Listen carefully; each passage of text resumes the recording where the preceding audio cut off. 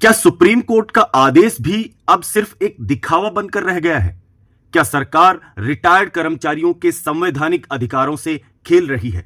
यह सवाल मैं क्यों पूछ रहा हूं? अगर आप मेरा वीडियो देखेंगे और आप एक रिटायर्ड कर्मचारी हैं और नेशनल इंक्रीमेंट के हकदार हैं, तो मेरे इन सवालों को अच्छे से समझ पाएंगे। जय हिंद साथियों। सरकार ने सुप्रीम कोर्ट के आदेश के बाद मई 2025 में एक आदेश जारी किया था, जिसमें नेशनल इंक्रीमेंट को लेकर कुछ बातें साफ की गई थी। उस पर मैंने एक वीडियो भी बनाया था। वीडियो के बाद मुझे बहुत से कमेंट्स आए। हमारे आदरणीय पेंशनर्स ने अपने सवाल उठाए। इसमें परेशानी थी, कंफ्यूजन था, क्योंकि अभी तक समझ नहीं आ रहा कि नेशनल इंक्रीमेंट का फायदा किसे मिलेगा और किसे नहीं। कई ऐसे पेंशनर्स थे जो हकदार हैं, लेकिन उन्हें आज तक बढ़ी हुई पेंशन का फायदा नहीं मिला। और इसी क्रम में 17 जुलाई 2025 को सरकार ने इस मामले में एक और नया आदेश जारी कर दिया है। तो आज के इस वीडियो में मैं बिल्कुल साफ साफ आपको कुछ बातें बताऊंगा। नंबर 1, नेशनल इंक्रीमेंट क्या होता है। नंबर 2, सुप्रीम कोर्ट ने क्या आदेश दिया था। और नंबर 3, सरकार और कोर्ट के आदेश के बीच में टकराव कहां है। और नंबर 4, 17 जुलाई को जो नया आदेश आया है उसमें क्या बदलाव हुआ है। और नंबर 5, सबसे जरूरी, आपको अब क्या करना चाहिए। तो प्लीज इस वीडियो को अंत तक जरूर देखें, क्योंकि यह आपके भविष्य की पेंशन से जुड़ा हुआ मुद्दा है। साथियों, हम इस चैनल पर कर्मचारियों के हक की जानकारी लेकर आते हैं, वो भी बिल्कुल एनालाइज करने के बाद में क्या ऑर्डर है, किस तरीके से लागू हुआ है, इन सब बातों के मद्देनजर सभी जानकारियां आते हैं। तो साथियों, आपसे रिक्वेस्ट है कि चैनल को सब्सक्राइब जरूर करें, और अगर आपको वीडियो पसंद आते हैं तो आप उन्हें लाइक करके मेरा मोटिवेशन बढ़ाएं। चलिए दोस्तों, बिना किसी देरी के शुरू करते हैं। सबसे पहले मैं ये बताता हूं कि नेशनल इंक्रीमेंट क्या होता है, मेरे उन भाइयों को जिनको इस बारे में जानकारी नहीं है। अगर जिसको पता है तो प्लीज थोड़ी देर के लिए सुन लीजिए। नेशनल इंक्रीमेंट क्या होता है। मान लीजिए आप 30 जून और या फिर 31 दिसंबर को रिटायर हो जाते हैं, मतलब इंक्रीमेंट के एक दिन पहले। इंक्रीमेंट लगता है 1 जुलाई को या 1 जनवरी को, वार्षिक इंक्रीमेंट। लेकिन रिटायरमेंट की वजह से आपको वो इंक्रीमेंट नहीं मिल पाता। नेशनल इंक्रीमेंट का मतलब होता है, भले ही आपने एक दिन काम नहीं किया, आप पहले रिटायर हो गए, लेकिन आपका पूरा 1 साल था, इसलिए आपको उस एक इंक्रीमेंट का लाभ दिया जाता है और मिलता है वो आपको, और उसी के आधार पर आपकी पेंशन की गणना की जाती है। यह होता है नेशनल इंक्रीमेंट। अब यह समझते हैं कि सुप्रीम कोर्ट ने क्या आदेश दिया था नेशनल इंक्रीमेंट को लेकर। बहुत इंपॉर्टेंट है साथियों।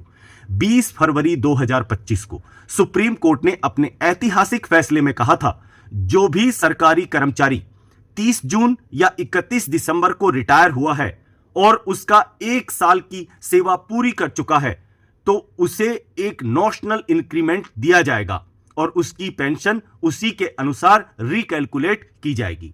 और अगर किसी ने कोर्ट में याचिका डाली थी तो उसे 3 साल पीछे से बढ़ी हुई पेंशन भी दी जाएगी, यानी एरियर्स भी मिलेगा। मतलब यह फैसला पेंशनर्स के पक्ष में था और एक उम्मीद की किरण थी सभी पेंशनर्स के लिए।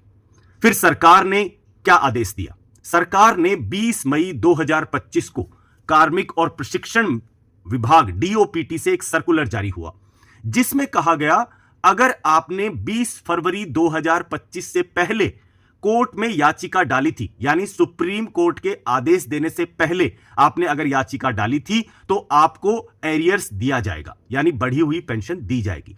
अगर आपने सुप्रीम कोर्ट के फैसले के बाद में याचिका डाली है, तो आपको केवल आगे की पेंशन मिलेगी, मतलब आपको नेशनल इंक्रीमेंट दिया जाएगा, बट एरियर्स नहीं मिलेंगे। और साथियों, अब 17 जुलाई 2025 को एक आदेश आया है, जिसमें साफ कहा गया है, अगर किसी हाई कोर्ट या फिर ट्रिब्यूनल कोर्ट ने सुप्रीम कोर्ट के फैसले से अलग कोई निर्देश दिया, तो सरकार उन सब फैसलों को ऊपरी अदालत में चुनौती देगी। यानी सरकार ने साफ तौर पर कहा है, हमें पीछे की पेंशन नहीं देनी, चाहे कुछ भी करना हो। अभी नया आदेश जो है उसको डिटेल में समझते हैं।